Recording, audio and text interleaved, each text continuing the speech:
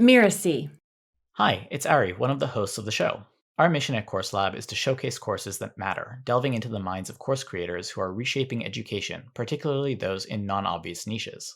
That's why I'm excited to introduce a new addition to the Mirasee FM podcast network, Teacher Tom's podcast, Taking Play Seriously. Hosted by Teacher Tom Hobson. Like Course Lab, this podcast also showcases unconventional approaches to education. To give you a taste, I'm sharing an episode right here in your feed. In this particular episode, Teacher Tom chats with Lenore Skenazy, founder of Let Grow, which advocates for free-range parenting and childhood independence. I chose this particular episode because Lenore is so incredibly inspiring. She's taken her message and her platform and is using them to shape public policy all over the United States. She's a powerful example of the kind of impact that course creators can have. Enjoy!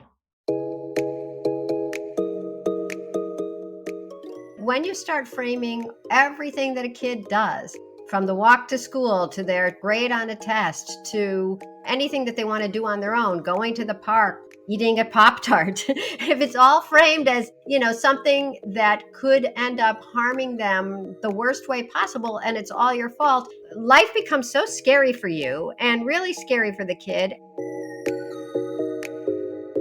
Hi, I'm Teacher Tom, and this is my podcast.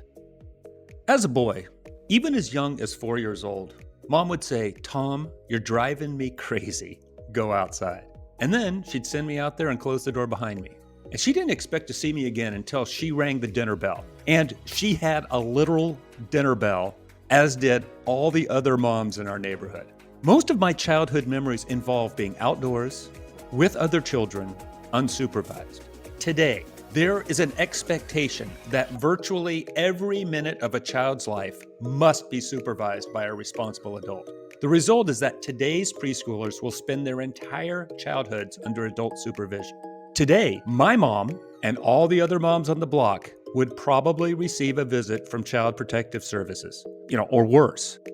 I'm talking to my friend and, at least according to one reporter at the New York Times, America's worst mom. You may know Lenore Skenazy as the founder of the free-range parenting movement and all-round advocate for childhood independence. Among her work is the free-range parenting blog and book. She's the creator of Take Our Children to the Park and Leave Them Their Day, and she was the host of the reality TV show America's Worst Mom. She is also the founder and face of Let Grow, a nonprofit that promotes free-range parenting and childhood independence. In a world of bubble-wrap children, helicopter parenting, and the fear of a kidnapper lurking behind every tree, Lenore is the voice of reason we need. Hi, Lenore. Welcome to the podcast. Well, hello there, Teacher Tom. So for the people who don't know you, I just want to say something about you that you're probably tired of talking about. But in 2008, you wrote an article called Why I Let My 9-Year-Old Ride the Subway Alone. And it created a firestorm, right? And probably in your life more than anybody else's. And from that, you wrote a book and you started a movement. Could you just tell us just a little bit about that?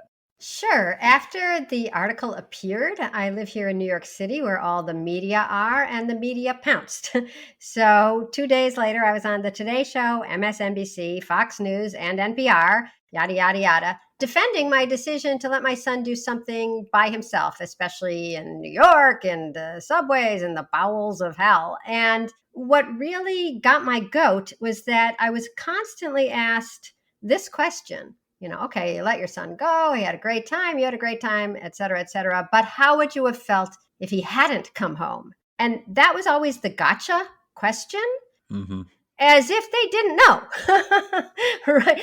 How would I feel? A little bummed, depressed, I guess, for a little time. Maybe I need some therapy. So they knew exactly how I would feel. And the fact that they were asking the question meant that they'd come up with this ingenious way to take a tale of triumph, a kid doing something on his own in the big city, a mom who trusted him, a happy day for everyone, and turn it into a near tragedy or a hypothetical could have been a tragedy. And then they were back on the terra firma for the media, which is a cautionary tale of a mother who let her child do something without her there, and he died or he could have died. And could have, it doesn't even matter, right? It just goes straight to that dark place. So I started the blog called Free Range Kids after that sort of trial by fire to say I actually love safety. I love helmets and seat belts and mouth guards, and I love my child. I expected him to come home. I wouldn't have done it if I didn't think he was really capable and that the odds were overwhelmingly in our favor. And after I started the Free Range Kids blog, then, as you noted, I wrote a book called Free Range Kids. And I really wanted to figure out, how did we get to the point where that question looms over every decision we're making for our children? How would we feel if they don't make it? And when you start framing everything that a kid does, from the walk to school to their grade on a test to anything that they want to do on their own, going to the park, eating a Pop-Tart, if it's all framed as, something that could end up harming them the worst way possible, and it's all your fault, life becomes so scary for you and really scary for the kid. And you're sort of frozen with fear because you've rewritten childhood, which is a sort of independence growing, joyful and frustrating time, into a time of just danger and regret. And I feel bad for parents who have to think that way when they're raising their kids. And I feel bad for kids because the upshot is that we barely let them do anything on their own, because how would we feel if ... Right. And I've told you this before, but I just want everybody to hear this, is that you started blogging. I think we started at the same time. Mm-hmm. And of course, you had all this publicity around you, and you really influenced me a great deal as an educator. You helped me really set aside my fears of things that might happen with young children. It's because of you that I had the courage to bring out hammers and nails for young children, that I let even 2-year-olds use hot glue guns. And the term that I came up with a lot was catastrophic imaginations. Oh, yeah. Mm-hmm. And we all have the catastrophic imaginations. Like I say to people, I can always imagine there's a jet engine about to fall on your head, no matter what you're doing. And so you better watch out. So I really, I want to just express my gratitude to you for that, because you really freed me in many ways to become Teacher Tom. But, now you've gone beyond that, right? Because that was a while ago. That son is now an adult. Now you're really taking direct action in trying to help parents and educators and, frankly, the whole world, because we have an international audience. And you've started an organization with the help of a couple other people called Let Grow. So could maybe tell us a little bit about this? You say on your website it's a movement for childhood independence. That's exactly what it is. Thanks for teeing this up for me, Tom. So it was about 5 years ago that Jonathan Haidt, which everyone thinks is Jonathan Haidt. He's the social psychologist. He wrote The Coddling of the American Mind. He wrote The Righteous Mind, wrote a lot about the mind, was talking to a guy named Daniel Schuckman, who was chairman for a long time of FIRE, which fights for free speech on campus. From the left, from the right, all he wants is free speech because he believes that kids can handle it, and free speech is the basis of democracy. But the two of them were worried that kids on campus were, whenever they felt uncomfortable, they actually thought they were unsafe. That's why they needed trigger warnings. That's why they needed safe spaces. And it felt like, rather than embracing the wide world of ideas and possibilities and people across a spectrum, kids were feeling fragile. And they thought, we can try to inculcate bravery and open-mindedness in college students, but why not start when they're younger? Is there anyone who is looking at the problem of kids growing up sort of fearful and unresilient at a young age and fighting it there? And John said, well, I love free range kids. I read the book. We're raising free range kids. Let's talk to Lenore. So they came to me and they said, let's start a nonprofit. And I said, okay, with 3 caveats. One is I don't run it. I'm happy to be the president and speak on every podcast, but I don't know how to run an organization. 2 is we have to fold in Peter Gray, who is the psychology professor at Boston College, who has spent his life studying the importance of mixed age kids just playing together and making their own fun and all the developmental richness that goes into that. So we have to bring in Peter Gray. And then also, look, I've been talking about free range kids for 10 years now. I've traveled the globe and everybody nods along. Everybody agrees. They remember their childhood. They loved it. They had fun. They climbed trees. They got into scrapes. They literally got scrapes. So they all agree that something has changed and it's terrible and let's fight it. But they couldn't do it. Nothing was changing. They would go home from my talks, they would read my book, they'd give me high fives, but nothing was actually changing in the culture. And I said, so if we're going to start a nonprofit and it's going to, take years and dollars, let's make sure that we are devoted to changing behavior, not just changing minds. The actual phrase in psychology is that behavior change is the most effective cognitive change, which is what we were saying. So we decided to start Let Grow with the goal of making it easy and normal and legal to give kids back their independence.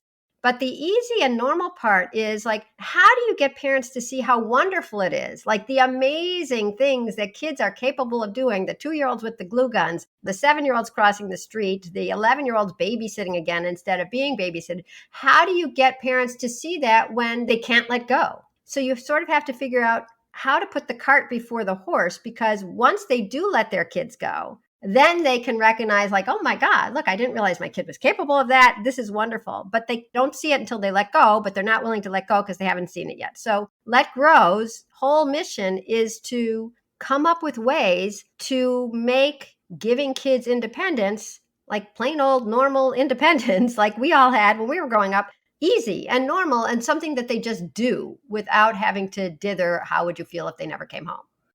Yeah, that's it. I talk to adults about this kind of all the time, and I ask them to like reflect on their own childhoods and think of a beautiful moment. And invariably, they're talking about being outside, unsupervised, and typically they're talking about doing things that their parents or other adults would disapprove of. And then they always say, "We were so stupid." Were they stupid? What do we get when we do those stupid things? Well, stupid or adventurous, I guess you decide. The other thing is like, there's that phrase like, how do you get wisdom? Wisdom comes from experience. How do you get experience? By making, bad choices, basically. That's a mangling of an otherwise really perfect koan that I can't remember. But the point is that how do you stop being stupid? You realize, oh my God, that was too far. That was too high. That was too many matches at once. Why are we using gunpowder? This is dumb. Wow, I can't swim. So you don't want to be that stupid. But boy, were we stupid is said with generally a little pat on the back of oneself. It's not like, wow, I was a real idiot. I was a moron. It's not that. It's like, instead of the humble brag of, boy, were we brave. Or boy, were we resourceful, or boy, were we resilient and clever and creative back then. That's what they mean by stupid. Yeah. And we're so worried that kids will actually be stupid that we don't let them be it. We don't let them have these experiences that maybe involve a little risk or frustration or fear. It's as if we think they can't handle anything. So the real problem is that our culture has insisted that adults always be supervising kids now. I was just writing about this the other day. There was a guy I met in DC, and we're talking about this, and he said, come to think about it, he walked to school, blah, blah, blah. And now he walks his 7-year-old to the bus stop, and then he waits there with her. It's about 5 houses from where he lives. He waits there with her until the bus comes. And, other parents are waiting with their kids. And I said, why do you do that? And he said, long pause, I have no idea. Many schools will not allow the bus driver to drop the kid off after school until they're 8, 9, 10, 27, unless there is an adult waiting there at the bus stop to walk them home. I've heard from parents whose kids are dropped off at the end of their driveway, who must wave from the window. Yes, I'm home. I'm here. I don't have an Uzi. Let the kid off the bus. And so I don't even blame parents for the so-called helicopter generation, because what's happened is the norms have changed to the point where the kids are not developing any of the frustration tolerance that they would if they knew they had to power through a difficult day or an argument with a friend, or kids who don't want to play their game. That was literally the case in this parent who got summoned to a camp. Her kid had suggested a game. The kids wanted to play something else. The kid was so mad, he said, come pick me up. And by the time the mom got there, of course, the kid was playing. But in the meantime, she interrupted him. And she said after that, she and the camp director and the kid decided no more phones. No more phones at camp, because the whole idea is that if you always have this crutch known as mom or dad or coach or teacher or somebody adult who is ready to swoop in and fix everything, you never learn how to fix anything. And that's a bad way to go through life. That's the definition of anxiety, thinking I can't handle this. Somebody else better handle it. If they don't, I'll be in real danger. And so please come save me. I mean, what's more anxious than that? So you have a culture that has normalized adults always catering to kids and always with kids. And no wonder kids are growing up anxious and depressed and passive. Nobody talks about the passivity. But of course you'd be passive if all you have to do is press a button and mom comes and takes you away to ice cream. But so it feels like this has all happened in a very short amount of time. Is that true? I think so. I mean, I'm rapidly aging out, but I've heard from, parents who are in their 40s or even mid 30s who do recall a very different childhood Wow. where you could walk to school. I mean, I have all sorts of statistics, but Mhm. it used to be that the majority of kids walk to school, and now it's about 1 in 10. Okay. And boy, the University of Michigan just did this fascinating study that you should talk to the lady who ran it, I will. Sarah Clark. Yeah, you'll like her. She and her team at the University of Michigan at their children's hospital asked parents about independence. And so across the board, these 1,000 parents who represented every demographic group felt that independence was very important for their children's development. But as the survey showed, but then there was a quote unquote sizable gap between what they were thinking and what they were doing. And the majority of parents of kids age 5 to 8 would not let their children make their own snack. Wow. A snack. Okay. And then the majority of parents of kids age 9 to 11 would not let them play together at the park, would not let their kid walk to a friend's house to say, is Betsy home? And my favorite statistic, even though it was just 50% of parents of kids age 9 to 11, which by the way is like Tom Sawyer age, Uh-huh. would not let their kids go to another aisle in the store. Oh my God. I saw that on your Twitter feed and I just was amazed at just how that's suffocating. There are consequences for the children themselves. Do you see any consequences for kind of the wider society? Because you do say on your website that you're, creating new path for parent schools and America. What are the consequences for us as a society to have this sort of, fear-based parenting happening?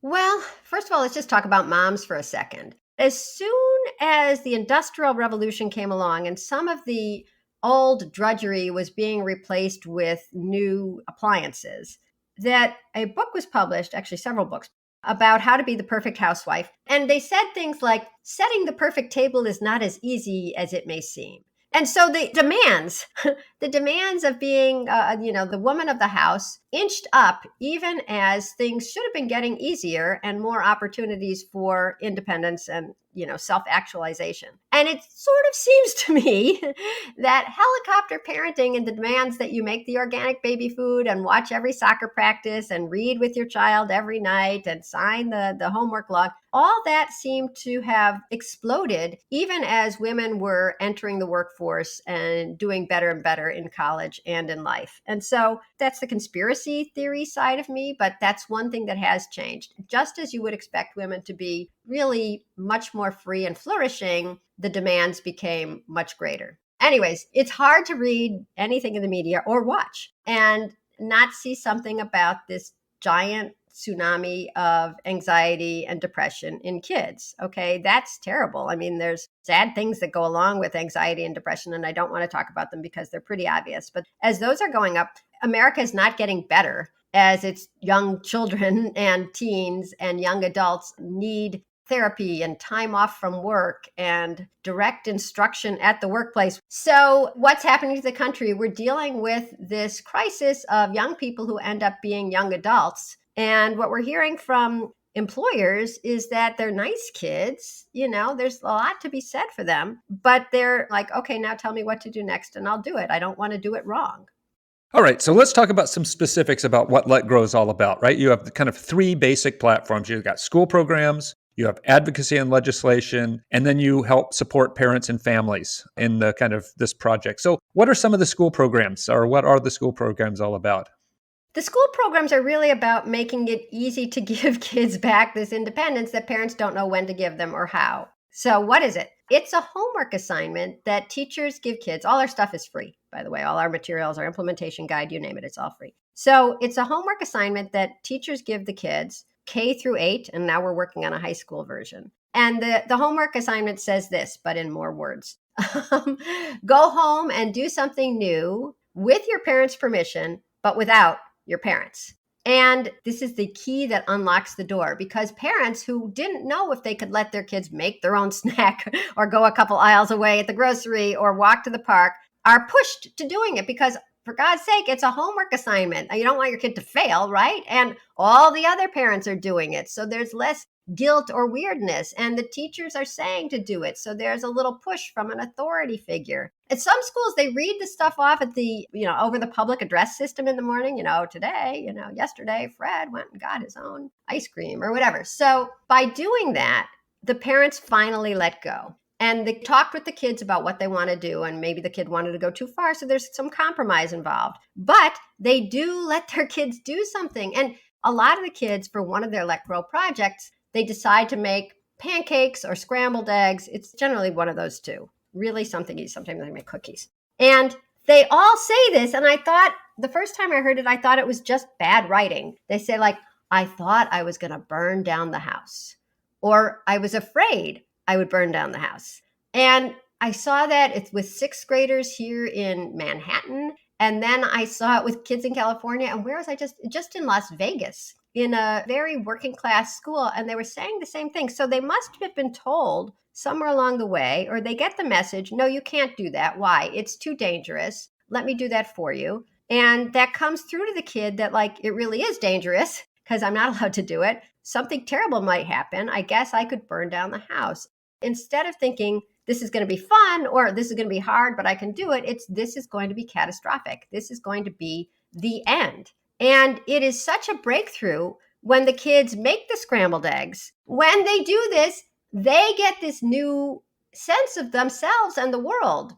It's really a fundamental thing. And the parents who went from thinking my kid is lovely, but the minute they try to do anything, they're going to fail and it's going to be a disaster, rewire themselves. I mean, it's impossible not to be rewired because now you're seeing the kid eating scrambled eggs that they made on a flame. And so it's such a liberating thing for both generations that we get both generations excited, because part of the Let Grow Experience kit, if you want to call it that you download, has a little piece of paper shaped like a leaf. You cut it out and it says, what I did for my Let Grow project and how'd it go. And we've gone to schools and seen the hallways festooned with Let Grow trees, with Let Grow leaves growing on them. And you just see these fantastic things. I rode my bike. It was fun. I made eggs. It was delicious. I cooked for my dog. It was fun. One girl wrote this extraordinarily horribly spelled, I went to the STOR. It went WHEEL, which was it went wheel. I had to pay with my MONY.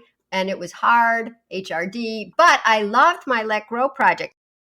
Oh my God, it's just transformative. You're talking about, that's a true transformation. They truly are different people. Everybody's a different person after those kinds of experiences. And I was going to say exactly what you said. I was going to say, I love the festooned hallways, but at the same time, it makes me a little sad that we have to do it. But I'm glad that you're working on that. Now, let's talk a little bit about advocacy and legislation.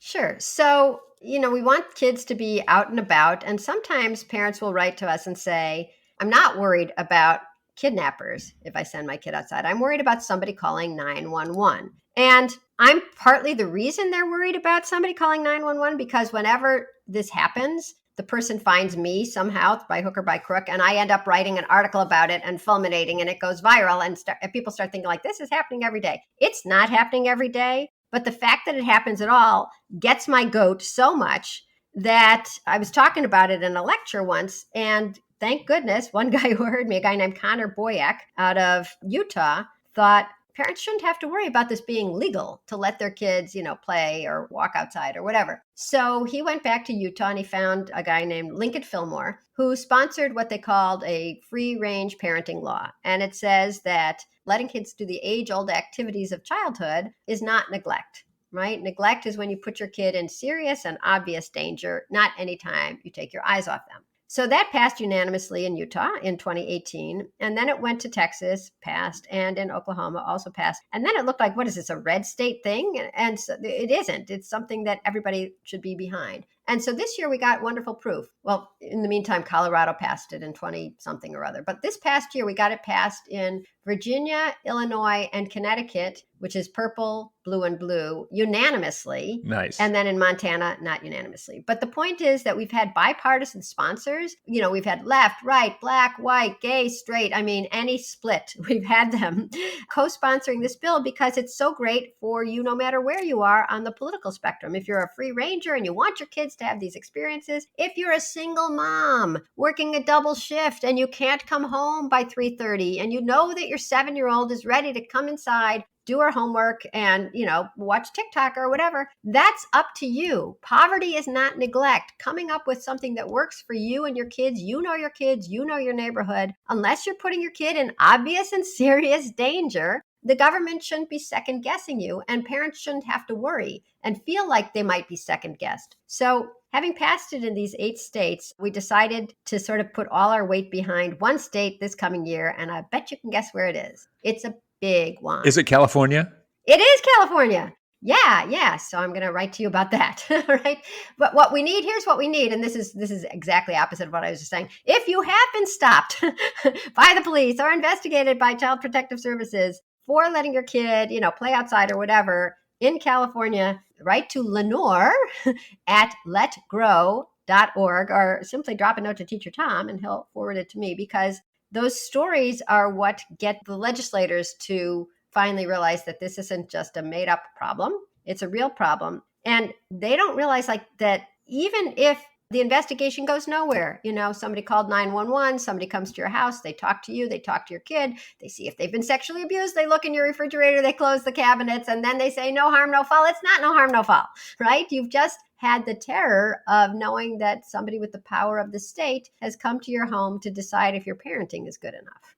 I mean, that's tragic. That's horrible. It's hard enough to be a parent. So, and you talked about parents and families. So are there any specific programs you're doing with parents and families to support them? And I guess the advocacy and legislation is a key one.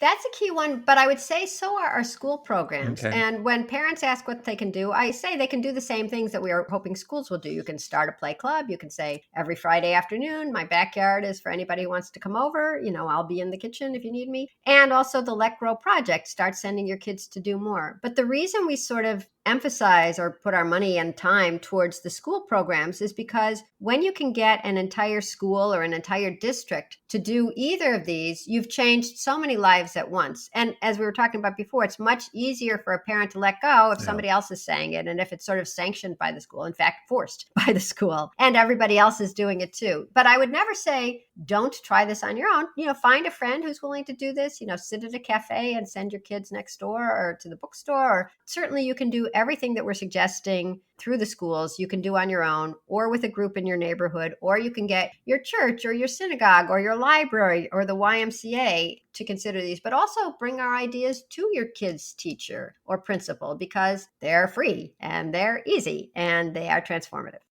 A lot of teachers will say, I'd love to offer these opportunities, but I'm worried I'll get sued. I thought you were going to say, but they're going to take so much time. Either way, the answer is it's going to be okay, right? You're not going to get sued. The kids are deciding with their parents what they're going to do. You're not saying every child has to go home and walk 5 miles, although I did hear about one school where the principal recommended that, and that does sound like a fantastic idea, but you didn't hear it from me. So, Lenore, I guess we're coming to the end here. Is there any final words you'd like to leave with the listeners?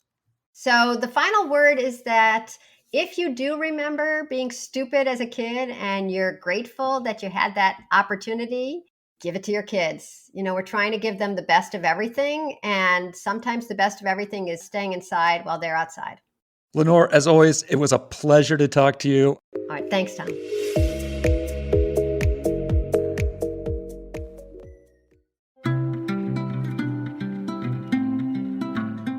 Now, is the world more dangerous now than it was 50 years ago? Not according to crime statistics. Our violent crime and property crime rates in America are about the same as they were when I was a boy being sent outside as a 4-year-old, although there was a little spike during the 80s and 90s.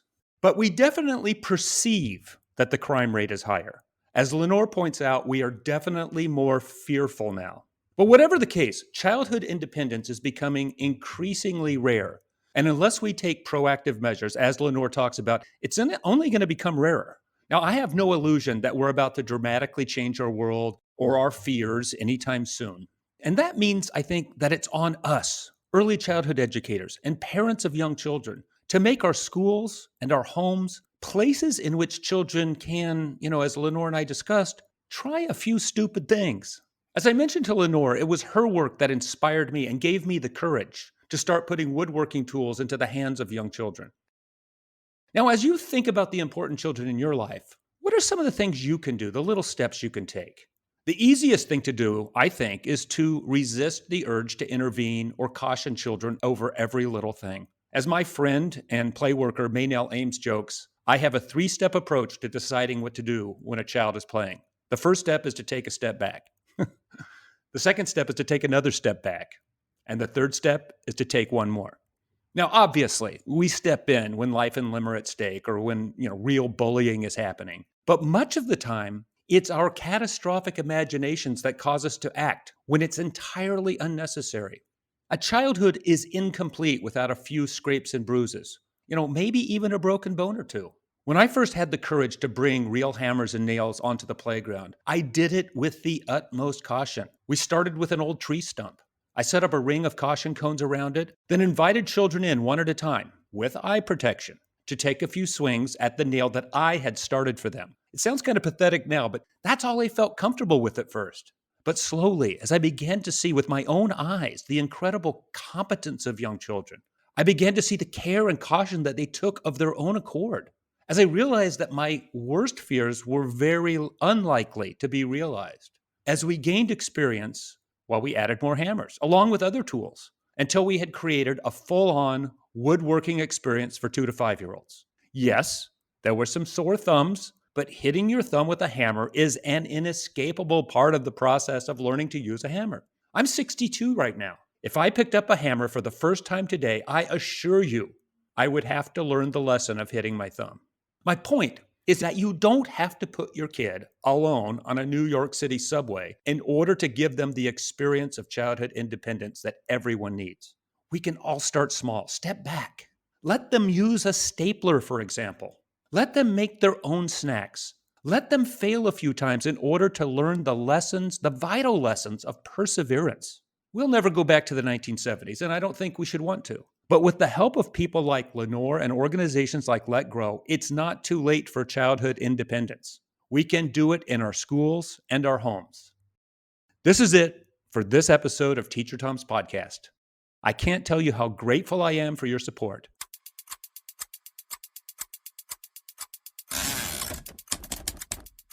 A great thank you to Lenore Skenazy for this amazing conversation. You'll find out more about Lenore at letgrow.org. That's letgrow.org. And in the show note, you'll find more about her and the link to the website. I'm Tom Hobson, and you've listened to Teacher Tom's podcast, Taking Play Seriously. You can find out more about me at teachertomsworld.com. That's TeacherTomsWorld.com. Teacher Tom's podcast is part of the Mirasee FM podcast network, which also includes such shows as Course Lab and Just Between Coaches. Stay tuned for more fun episodes by following us on Mirasee's FM YouTube channel or your preferred podcast player. If you found today's insights valuable, take a moment and leave us a starred review. It will help us reach more people like you. Thanks for playing with me, and catch you in the next episode.